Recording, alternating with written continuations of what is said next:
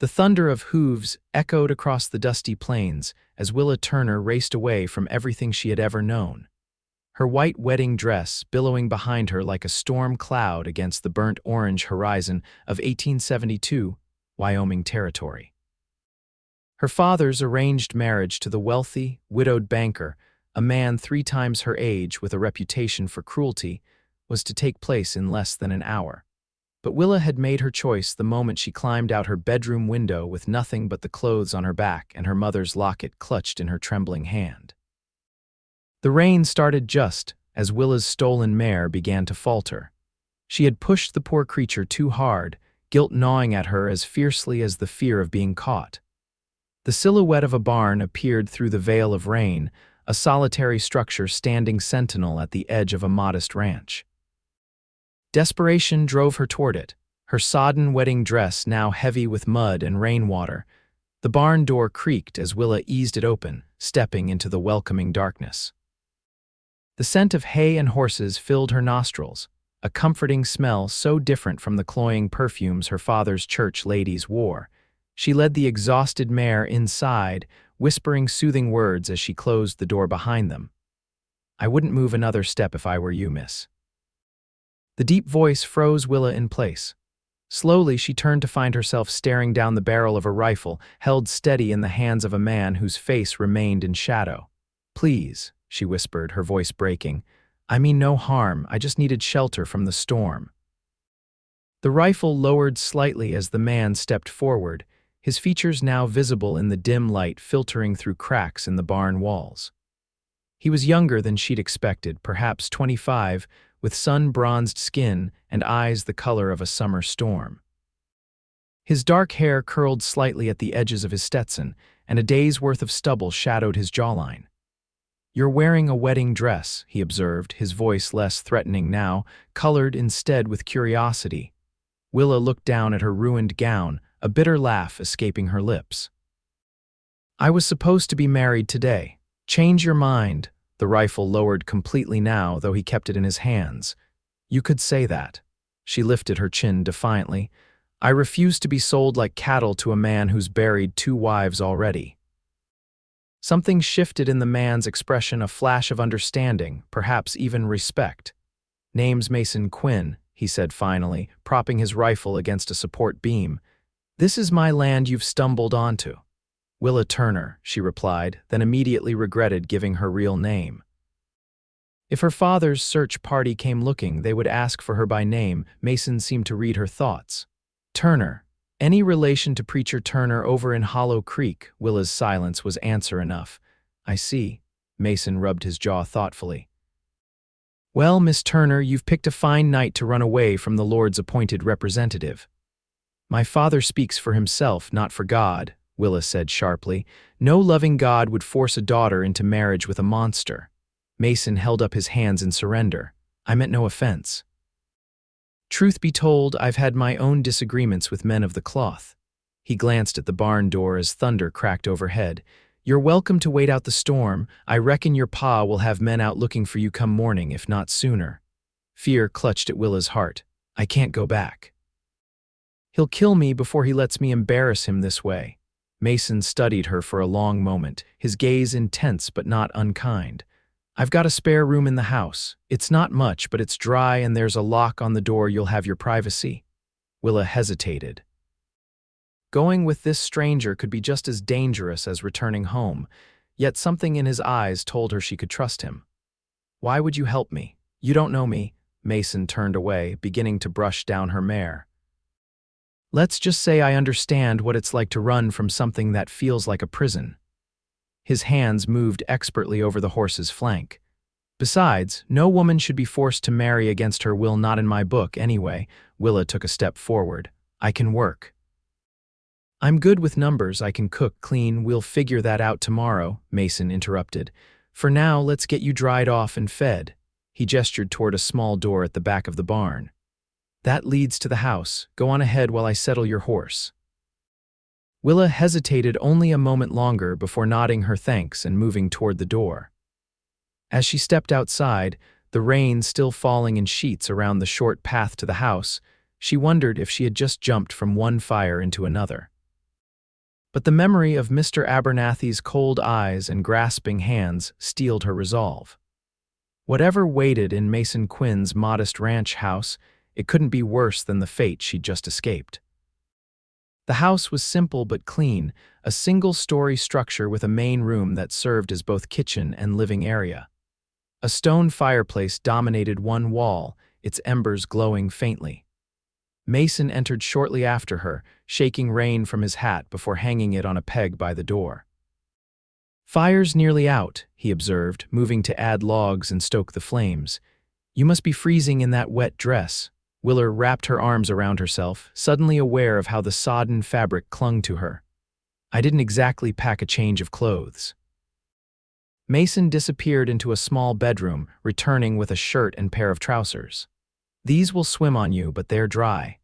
Bedrooms through there's a basin and some water if you want to wash up. I'll fix us something to eat." Alone in the small bedroom, Willa peeled off the wedding dress, feeling as though she were shedding the life her father had planned for her. Mason's clothes engulfed her, but they were clean and smelled faintly of soap and open air. She rolled up the sleeves and pant legs, securing the trousers with a length of rope she found on a hook. When she emerged, Mason was at the stove, stirring something that smelled deliciously of beans and bacon. He glanced up, a ghost of a smile touching his lips at the sight of her swimming in his clothes. "Better?" he asked, returning his attention to their meal. "Much, thank you." They ate in companionable silence, the only sounds the clink of spoons against bowls and the steady drumming of rain on the roof.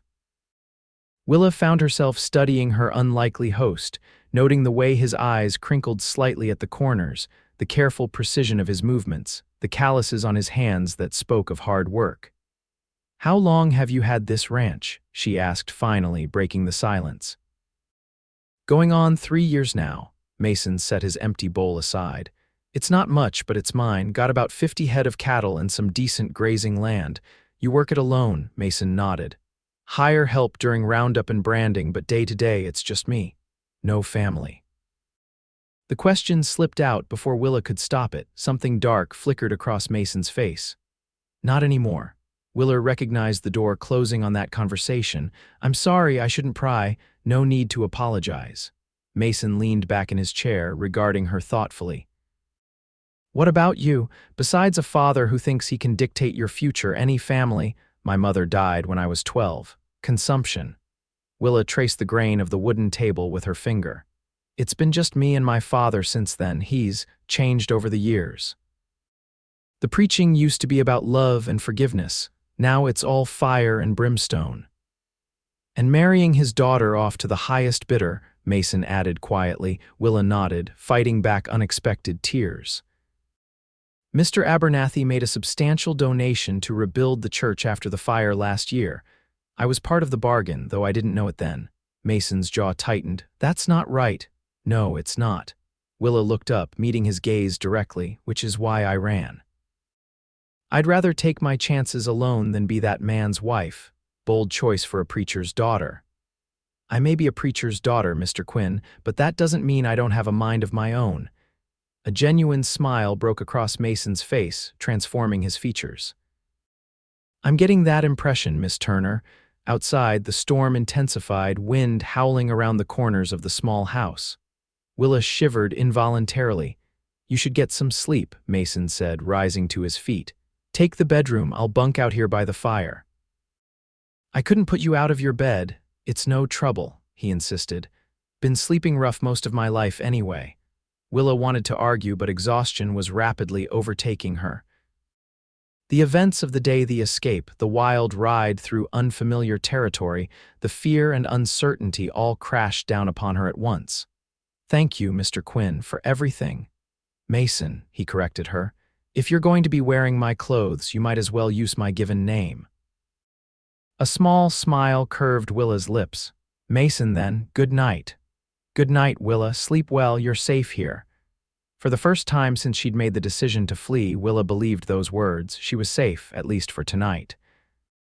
Tomorrow would bring its own challenges, but for now, in this stranger's home, she had found sanctuary. Morning brought watery sunlight and the distant sound of hoofbeats. Willa jolted awake, heart hammering against her ribs as Mason appeared in the doorway, his expression grim. "Riders coming," he said quietly. "Could be anyone, but best not to take chances." Willa scrambled from the bed, panic seizing her.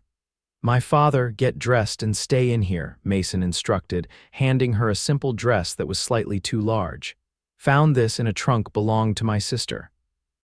Should fit better than my things." Questions about this previously unmentioned sister flickered through Willa's mind, but urgency pushed them aside. She changed quickly as Mason closed the door, giving her privacy.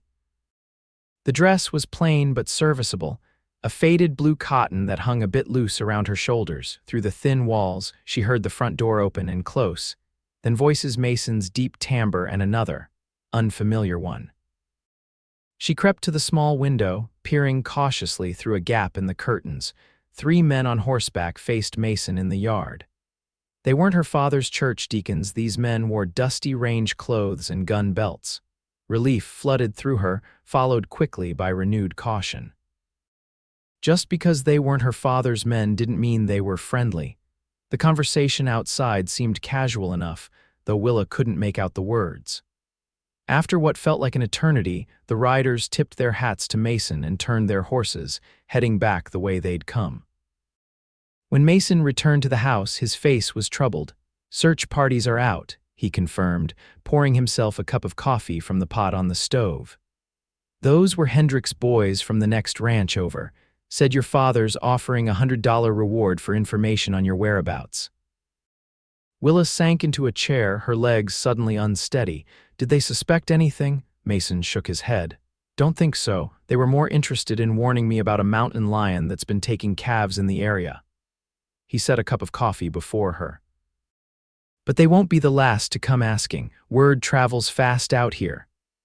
"I've put you in danger," Willa realized, wrapping her hands around the warm cup. "I should go, and go where?" Mason challenged. "These plains are no place for a woman alone, especially one with no survival skills. Besides, your father's men will be watching the roads and trails." "I can't stay here forever," Willa protested. "No," Mason agreed, "but you can stay until we figure something out." He studied her thoughtfully. "Can you ride, really ride, not just sitting side saddle on a gentle mare?" Willa straightened indignantly. "I grew up in Wyoming territory, Mr. Quinn. I was riding before I could walk properly." A smile tugged at the corner of Mason's mouth. "Good, that gives us options." He drained his coffee cup. "For now, we need to make you less conspicuous. That wedding dress needs to disappear for starters." "Burn it," Willa said fiercely. "I never want to see it again." Mason nodded. "And your hair, it's too distinctive. Long blonde curls will be the first thing anyone mentions when describing you." Willa's hand went instinctively to her hair, which hung loose around her shoulders. She had always taken pride in it, the one vanity her father had permitted. "You're right," she said, resolve hardening within her. "Do you have scissors?" Mason looked surprised. "You're certain?" "Yes." Willa met his gaze steadily. "I'm not that preacher's daughter anymore. I need to become someone else if I want to stay free." Mason retrieved a pair of scissors from a drawer, handing them to Willa with a solemn nod. She took them to the small mirror hanging on the wall and, without hesitation, began to cut. Long golden strands fell to the floor as she worked, transforming herself with each snip. When she finished, her hair barely reached her jawline, framing her face in a way that emphasized her high cheekbones and determined eyes. "What do you think?" she asked, turning to face Mason. He stood very still, something unreadable in his expression. "You look different, but it suits you." Willa ran a hand through her shortened locks, feeling strangely liberated. "Good, what next?" "Next, we give you a backstory." Mason began to pace, thinking aloud. "If anyone comes asking, you're my widowed cousin, come to help after losing your husband. We'll need a new name for you, something common enough not to raise questions." "What about Willa Wallace?" she suggested. "I can keep my first name, it's common enough, and Wallace is my mother's maiden name." Mason nodded approvingly. "That works."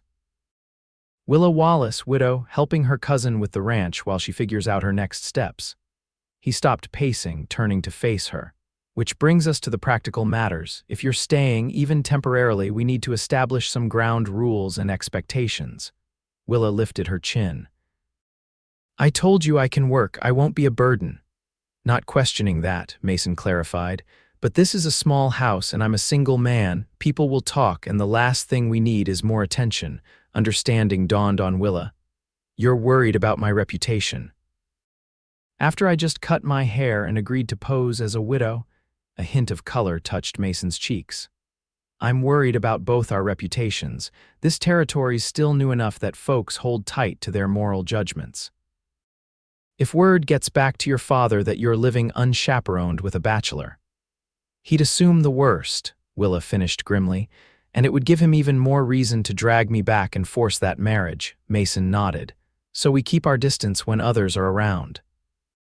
You sleep in the house, I'll take the barn until we figure out a more permanent solution. That's not necessary, Willa protested. I won't put you out of your own home. It's decided, Mason said firmly. Now let's burn that dress and get to work. Best way to avoid suspicion is to appear completely normal. The days fell into an unexpectedly comfortable routine. Mason taught Willa about ranch life, not the sanitized version she'd observed from afar, but the gritty reality of early mornings, hard physical labor, and the constant vigilance required to keep livestock alive and thriving in the harsh Wyoming environment. Willa proved a quick study. Her small hands were surprisingly strong, and what she lacked in physical strength, she made up for in determination. She learned to mend fences, tend to minor injuries in the livestock, and even help with the difficult task of moving cattle from one grazing area to another. Inside the house, she took over the cooking and cleaning, transforming the bachelor's quarters into something that felt more like a home. Mason never commented on the changes: the carefully arranged wildflowers on the table, the mended curtains, the suddenly organized cupboards, but she sometimes caught him looking at these small touches with an expression that might have been appreciation. They settled into an easy companionship, exchanging stories over evening meals. Mason spoke little of his past, though Willa gathered he had come west following the war, seeking a fresh start away from painful memories. He never mentioned his sister again, and Willa didn't ask, respecting the boundary he had drawn around certain topics. In turn, she told him about growing up as the preacher's daughter, the constant scrutiny, the expectation of perfection, the gradual transformation of her father from a kind, loving man to a rigid, controlling tyrant after her mother's death. He wasn't always like this, she explained one evening as they sat on the porch, watching the sunset paint the sky in vivid oranges and purples. When my mother was alive, he was different, gentler, more forgiving. I think her death broke something in him. Grief changes people, Mason observed quietly. Sometimes it hardens a heart instead of opening it. Willa glanced at him, wondering what losses had shaped his own heart, but the faraway look in his eyes told her now wasn't the time to ask. A week passed, then two. The search parties grew less frequent, though occasionally a rider would stop by the ranch, ostensibly to pass on news or borrow tools, but clearly curious about Mason's cousin. Willa kept to their story, wearing a simple black armband to signify her supposed widowhood, keeping her eyes downcast and her manner subdued when strangers were present. It was during the third week that trouble arrived in the form of Sheriff Dale Patterson, riding up to the ranch house one clear morning as Mason and Willa were repairing a section of corral fence. "Morning, Quinn," the sheriff called, dismounting with a grunt. He was a barrel-chested man with a graying mustache and shrewd eyes that missed little. "Been meaning to ride out, see how you're getting on." "Sheriff," Mason acknowledged with a nod, setting down his hammer. "Something I can help you with." Patterson's gaze shifted to Willa, who had frozen in place, hammer still clutched in her hand. "Heard you had company. This must be the cousin folks are talking about." Mason stepped slightly forward, positioning himself between Willa and the lawman. "My cousin, yes, Willa Wallace." "Recently widowed." The sheriff's eyes narrowed slightly.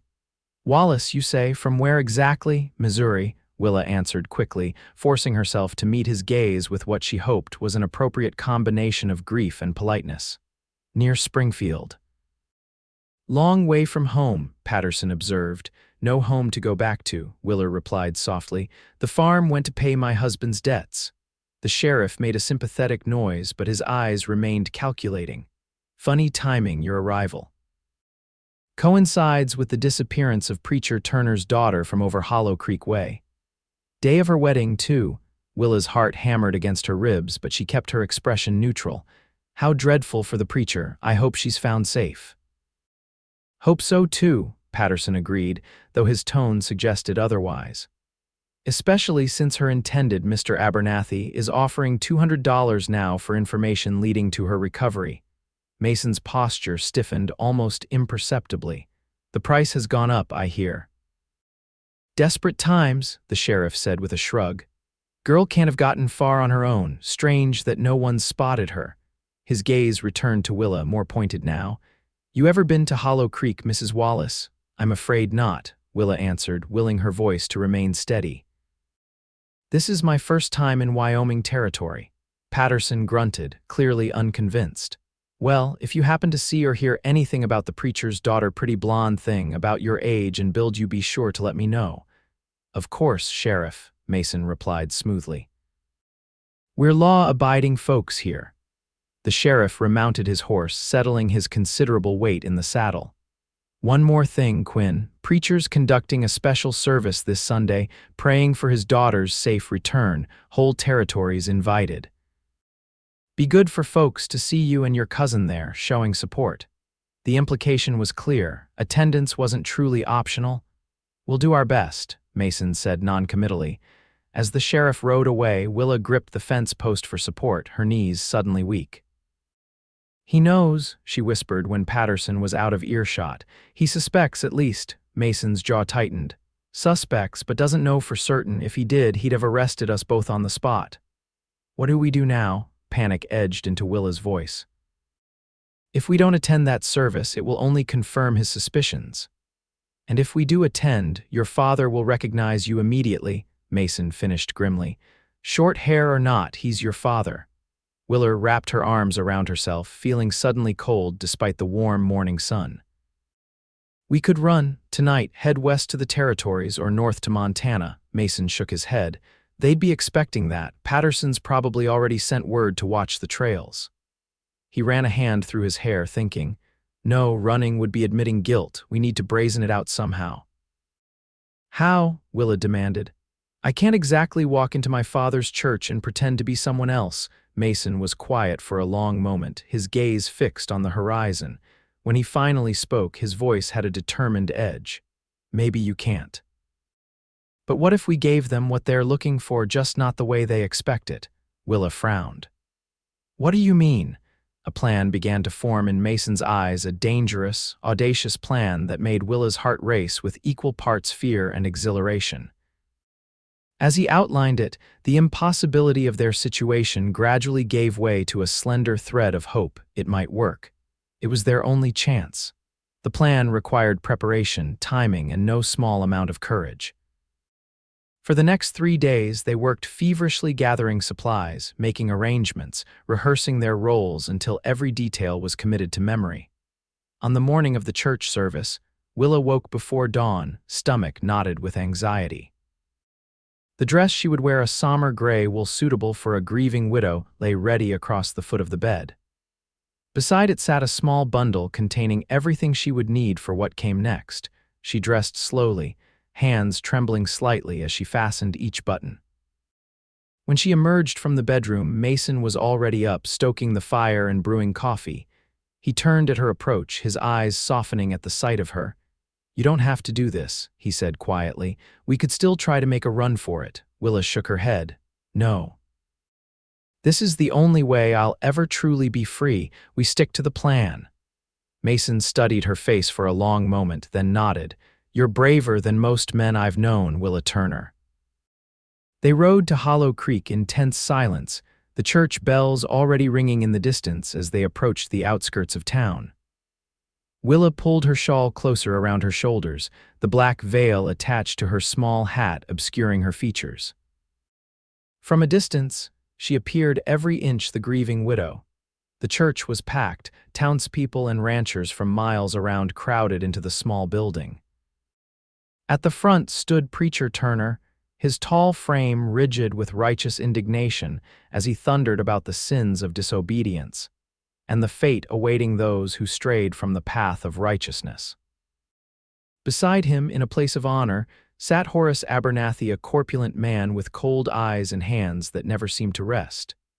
The sight of him sent a shiver of revulsion through Willa, strengthening her resolve. Mason guided her to a pew near the back, positioning himself between her and the aisle. Sheriff Patterson, standing at the rear of the church, nodded to them as they entered, his gaze lingering suspiciously on Willa's veiled face. The service proceeded as expected, fire and brimstone from Preacher Turner, followed by a special prayer for the return of his beloved daughter, led astray by the devil's temptations. Willa's hands clenched in her lap at the hypocrisy of it all, but she remained still, waiting for their moment. It came during the final hymn when the congregation rose to sing Amazing Grace. As planned, Mason slipped away, ostensibly to use the outhouse behind the church. Willa counted silently one verse, 2 verses, then made her own move, swaying slightly and pressing a hand to her forehead as if overcome. The woman beside her noticed immediately. "Are you all right, dear?" Willa shook her head weakly. "Air," she whispered, "need some air." The woman helped her toward the side door, murmuring sympathetic words about the poor widow's delicate constitution. Sheriff Patterson started to move in their direction, but was distracted by a commotion at the back of the church, the arrival of a breathless young boy waving what appeared to be a lady's handkerchief. "Sheriff, Sheriff," the boy called excitedly. "Found this by the creek, has initials on it, WT. Could be the preacher's daughter." It was exactly the diversion they needed. The congregation's attention turned to this potential clue, giving Willa the precious seconds required to slip out the side door and around the back of the church, where Mason waited with the horses. "It worked," she breathed, gathering her skirts and mounting quickly. "The boy came just as you said he would." "Jimmy's a good kid," Mason replied with a grim smile. $5 to deliver a handkerchief and a story was the easiest money he's ever made. They rode hard, not toward Mason's ranch but in the opposite direction, following a route they had carefully scouted days before. By the time the sheriff realized he'd been duped, they would be long gone, but not in the way anyone would expect. 3 miles outside town, they veered off the main trail into a dense stand of cottonwoods where a wagon waited, hidden among the trees. Inside were provisions, clothing, and most importantly, papers, documents Mason had arranged through a contact in Cheyenne, a man who owed him a significant favor. "Ready?" Mason asked as they transferred essential items from their saddlebags to the wagon. Willa nodded, removing her hat and veil. "More than ready." Mason took the horses, slapping their rumps to send them running west, a false trail for any pursuers to follow. Then he climbed onto the wagon seat, offering Willa his hand. "Mrs. Quinn," he said with a formality that didn't quite mask the emotion in his eyes. Willa took his hand, heart fluttering at the name that was now legally hers. "Mr. Quinn." The marriage certificate had cost nearly all of Mason's savings, but the judge in Laramie had been discreet and efficient. The ceremony 2 days prior had been brief, just the two of them, the judge and 2 strangers as witnesses, but when Mason had kissed her, gentle and questioning, Willa had felt something shift inside her, a recognition that this arrangement of convenience had become something far more profound. Now, as the wagon rolled east toward the railroad at Cheyenne, Willa leaned against Mason's shoulder, a sense of peace settling over her despite the uncertainty ahead. "Do you think they'll follow us all the way to Oregon?" she asked. Mason's arm tightened around her waist. "Your father might try, but he'll be looking for a runaway daughter, not a respectable married couple headed to start a new life on a cousin's farm." "A cousin who doesn't exist," Willa reminded him with a small smile. "He will by the time we get there," Mason assured her. The deed's already waiting in Portland, 20 acres, paid for with the sale of my ranch. Willa looked up at him, startled. You sold your ranch when? How? Had it arranged the day after the sheriff's visit, Mason admitted. Neighbors been wanting to expand for years. He got a fair price, I got a quick sale with no questions asked. But that was your home, Willa protested. Everything you built was just land and buildings, Mason finished quietly. Found something worth more these past few weeks. The simplicity of his declaration stole Willa's breath. Mason, he kept his eyes on the road ahead, but his voice was certain. Don't need to say anything. This started as helping someone in trouble, I know that. No expectations beyond getting you to safety. And if I want more than safety? Willa asked softly. Mason glanced down at her then, something vulnerable in his eyes. Then I'd say we've got a long journey ahead to figure that out. No rush, no pressure. Willa reached for his hand, twining her fingers with his. I think I'd like that very much, Mason Quinn. The wagon rolled on, carrying them toward a future neither could have imagined just weeks before, a future built not on obligation or arrangement, but on choice and growing affection. Their journey to Oregon was long but uneventful, the false trails they'd laid proving effective in throwing off any pursuit. By the time they reached Portland in late autumn, the story of the preacher's runaway daughter had faded from most minds, replaced by newer scandals and concerns. The land Mason had purchased sight unseen turned out to be better than expected, fertile soil in a valley protected from the worst of the winter weather, with a small cabin that needed work but was sound at its core. Just as Mason had rebuilt his Wyoming ranch from nearly nothing, they set about transforming this neglected parcel into a home. Willa discovered unexpected strengths within herself during those first challenging months. The woman who had once been a preacher's sheltered daughter now split firewood, repaired roof leaks, and helped break ground for spring planting. Mason never treated her as anything less than an equal partner in their venture, teaching without condescension and respecting her growing capabilities. Their marriage, begun as a practical arrangement, deepened gradually into something neither had anticipated. The first time Mason kissed her, truly kissed her, not the perfunctory peck of their hasty ceremony, was on a winter evening after they had successfully repaired a broken pump together. The triumph of the moment, combined with the way snowflakes caught in Willa's eyelashes, had overcome Mason's careful restraint. He had pulled back immediately, apology ready on his lips, but Willa had drawn him close again, giving him the answer his heart had been quietly hoping for. That night, their marriage became real in every sense, a joining founded on mutual respect, growing love, and the shared understanding of two people who had each, in their own way, escaped imprisonment to find freedom in each other. Spring brought new beginnings, tender shoots pushing through freshly turned soil, fruit trees exploding into blossom, and the gradual acceptance of the Quinns by their initially wary neighbors.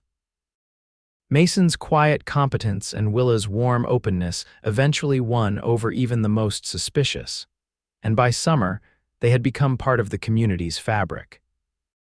It was during harvest time, as they worked side by side gathering in their first successful crop, that Willa realized she was carrying a child. The knowledge filled her with wonder and no small amount of trepidation. "Are you pleased?" she asked Mason that evening after sharing the news. His response was to lift her off her feet in a gentle embrace, his normally reserved expression transformed by joy. "More than I can say," he whispered against her hair, "more than I ever thought possible." Their son, James, was born the following spring, a sturdy boy with his father's dark hair and his mother's determined chin.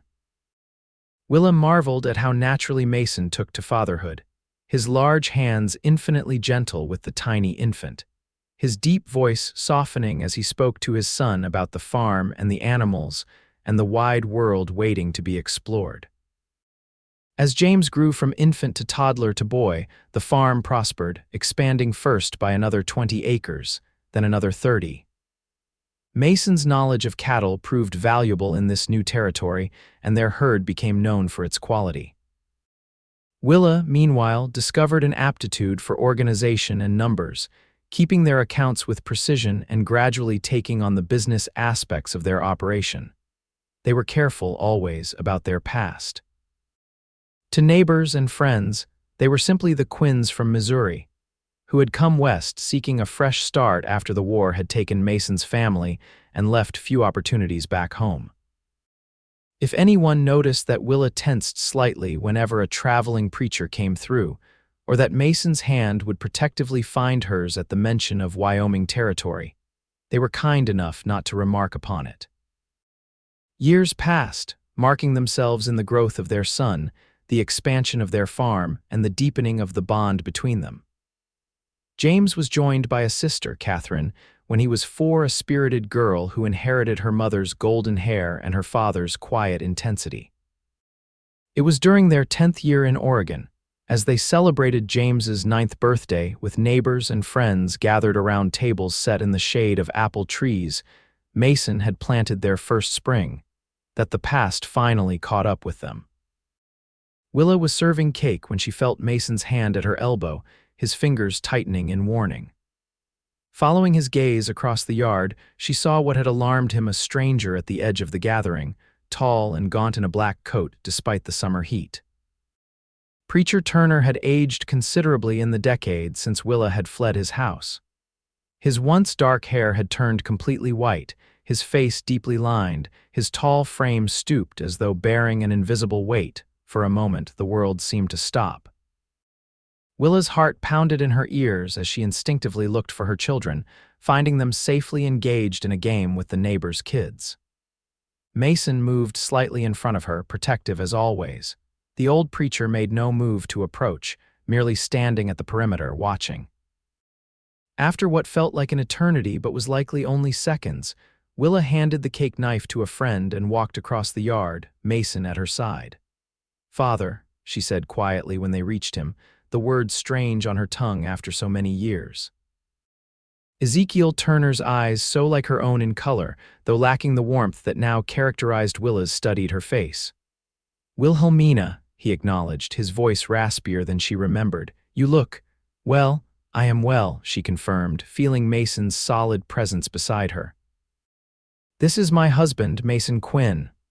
The preacher nodded stiffly to Mason, who returned the gesture with equal reserve.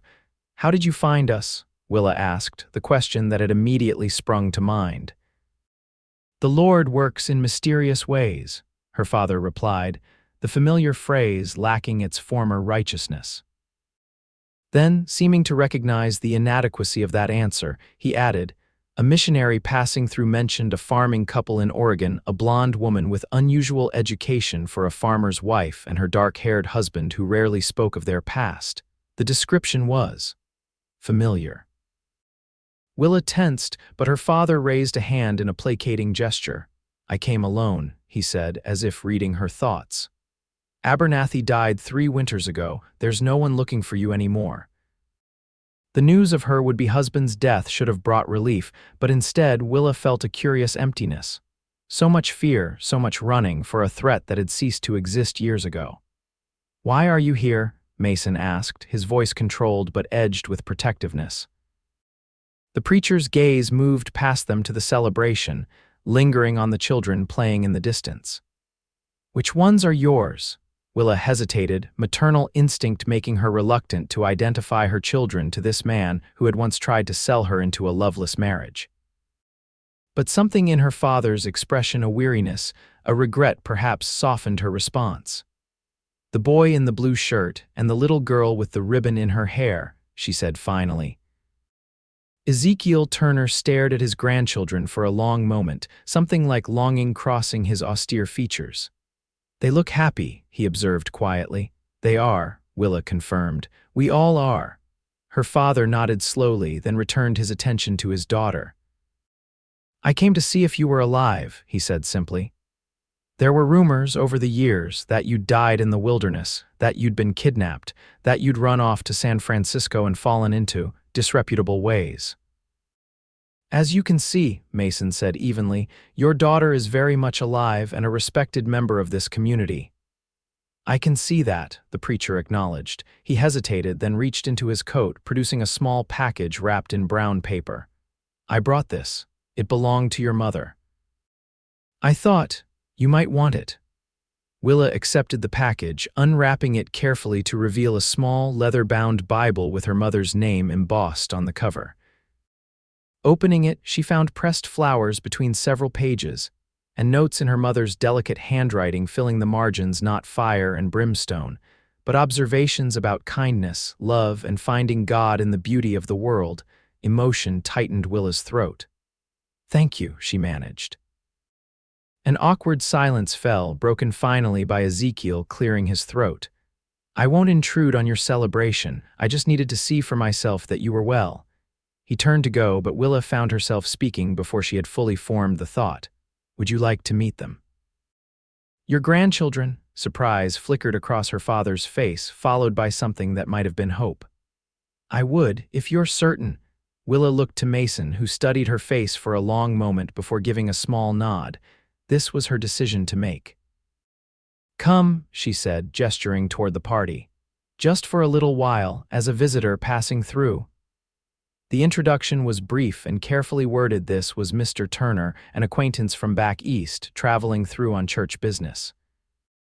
James was politely reserved, sizing up the stranger with his father's careful observation. Catherine, only 5 and less guarded, showed her grandfather the doll she had received as a birthday present from her parents. Watching them, Willa felt the complex weight of her past and present colliding. This man had tried to control her life, had been willing to sacrifice her happiness for his own ends. Yet he was also the father who had once read her bedtime stories, who had taught her to ride her first pony, who had kept her mother's Bible safe all these years.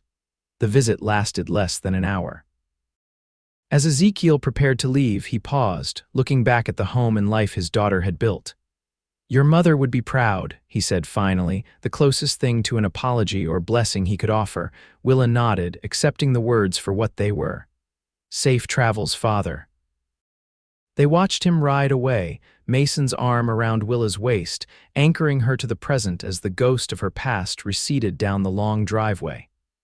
"Are you all right?" Mason asked quietly when the preacher had disappeared from view. Willa considered the question, taking stock of the emotions churning within her.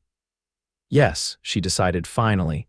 "I think I am. He has no power over me anymore, hasn't for a long time." Mason pressed a kiss to her temple. "You amaze me, Willa Quinn. Every day you amaze me." They rejoined the celebration, Willa gathering her children close, breathing in the scent of their sun-warmed hair and the innocent sweetness of childhood.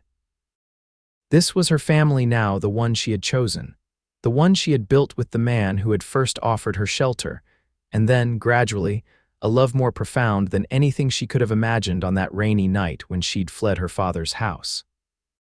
That night, after the guests had departed and the children were tucked into bed, Willa and Mason sat on the porch swing, watching fireflies rise from the fields as twilight deepened into darkness. "I keep thinking about what my life would have been," Willa mused, leaning against Mason's shoulder. "If I hadn't run that day, if I hadn't found your barn," Mason's arm tightened around her. "Better not to dwell on might-have-beens." "I'm not dwelling," Willa clarified. "I'm marveling at how one decision, one moment of courage changed everything." She looked up at her husband's face, softened now by the growing darkness. "I ran away from something terrible, but I was really running toward this, toward you, toward us. I just didn't know it then." Mason smiled, the expression transforming his features as it always did. "That first night when you appeared in my barn in that mud-soaked wedding dress, looking like a half-drowned angel with fire in her eyes, I knew my life had just changed course. Didn't know how or why, but I knew." "Is that why you helped me? Some kind of premonition?" Mason considered this. "No," he said finally. "I helped you because it was the right thing to do. Loving you, that came later, gradually.